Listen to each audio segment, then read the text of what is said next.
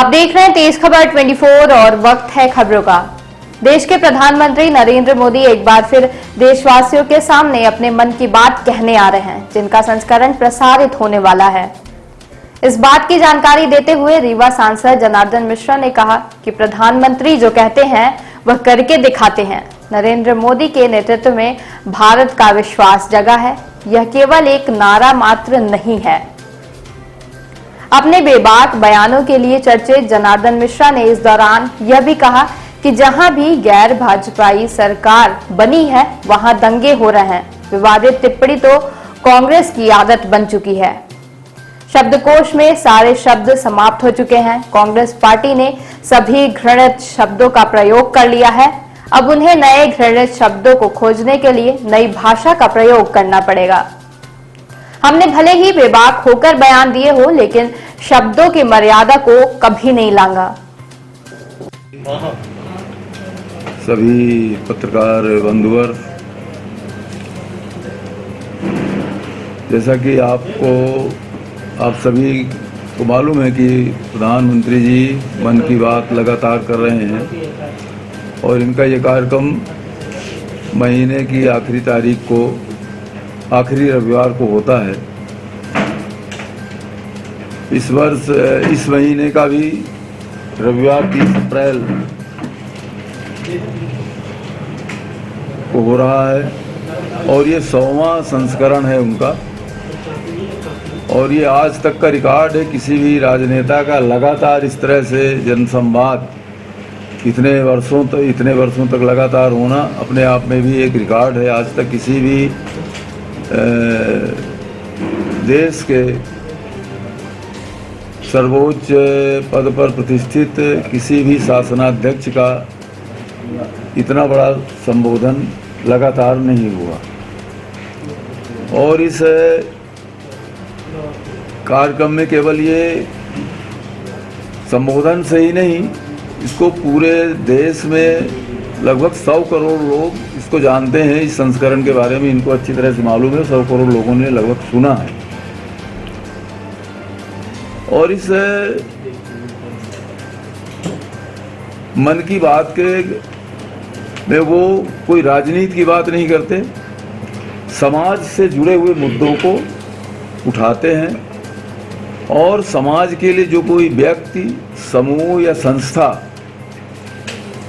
एक अनोखा प्रयास करते हैं, उनका उल्लेख वो हमेशा अपने मन की बात के कार्यक्रम में करते हैं। और इसकी वजह से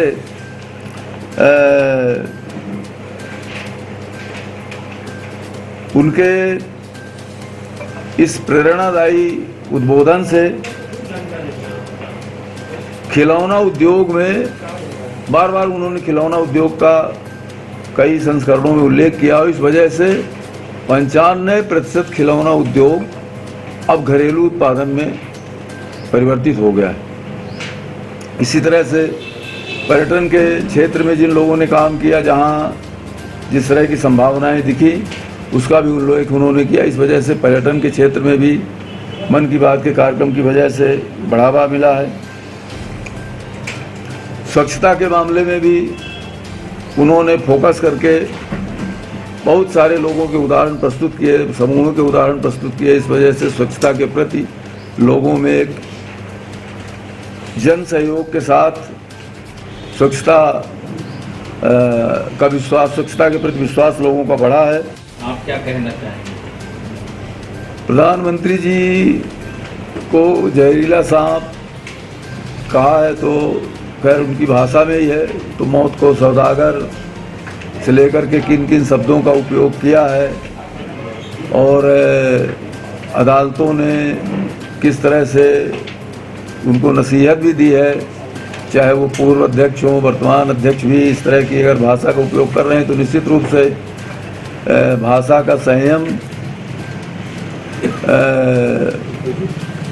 बरता जाना चाहिए। और मैं समझता हूँ कि अब शब्दकोशों में जितने भी घृणित शब्द हैं वो सब समाप्त हो चुके हैं, चाहे वो अंग्रेजी के शब्दकोश हो, चाहे हिंदी के शब्दकोश हो। सारे शब्दकोश जो घृणित और निंदनीय शब्द हैं वो सारे के सारे अब कांग्रेस के लोगों द्वारा उपयोग किए जा चुके हैं प्रधानमंत्री जी के खिलाफ।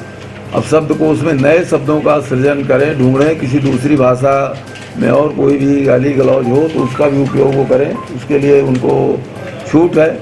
हाँ, कभी कभी कोर्ट में ज़रूर अगर संज्ञान ले लिया जाता है तो फिर सज़ा भी होती है, उसको एक राजनीतिक परिदृश्य में एक राजनीतिक स्टंट के रूप में उसका भी सदुपयोग करने का काम कांग्रेस के लोग करते हैं। मैं तो केवल इतना ही आग्रह करूंगा कि वो बहुत सीनियर नेता हैं और अंग्रेजी के, हिंदी के, कन्नड़ भाषा में बहुत ही ऐसे शब्द हैं जिन शब्दों का उपयोग करके आलोचना की जा सकती है। और हमारे स्वर्गीय नेता भारत रत्न अटल बिहारी वाजपेयी जी हों, चाहे आज के नेता मोदी जी हों, या कि हमारी और भी दूसरे नेता लोग रहे हैं, आलोचना करते रहे हैं, लेकिन शब्दों की मर्यादा को कभी लांघा नहीं है हम लोगों ने। और हमारा छोटे से छोटा भी कार्यकर्ता कभी भी अपमानजनक भाषा का उपयोग हम लोग नहीं करते हैं। उनसे भी यही आशा है कि एक विपक्ष के नेता के रूप में, विपक्षी पार्टी के अध्यक्ष के रूप में शालीन भाषा का उपयोग करेंगे तो बेहतर होगा और नई पीढ़ी को भी प्रेरणा मिलेगी। वंदे भारत ट्रेन रीवा को नहीं मिल सकी। जिन 400 स्टेशनों से वंदे भारत चलाया जाना उसमें रीवा भी जुड़ा हुआ है, बहुत पहले से ही, जब से नोटिफिकेशन हुआ है। अब अभी तो रीवा का जो रेलवे स्टेशन उसके स्ट्रक्चर का निर्माण हो रहा है और मैं समझता हूं कि रीवा से भी वंदे भारत चलेगी। नहीं, मतलब रेलवे वालों का ऐसा कहना था कि रैक नहीं है और उसके 24 घंटे बाद ही केरल से चल गई। नहीं, रैक तो अलॉट होते हैं ना हर जगह के लिए, तो केरल के लिए पहले से अलॉट रहा होगा तो वहाँ मिल गई होगी। अभी रीवा का तो भी विकास हो रहा है, मैं समझता हूँ जुलाई अगस्त तक में पूरा स्ट्रक्चर एक बन जाएगा। अभी आपने देखा होगा कि एसी मेंटेनेंस कोच भी, एसी मेंटेनेंस सेट नहीं बन पाया है। 24 से पहले की चलने की उम्मीद है। 24 अब उम्मीद पर ही तो दुनिया टिकी है, हम भी उम्मीद पर ही हैं।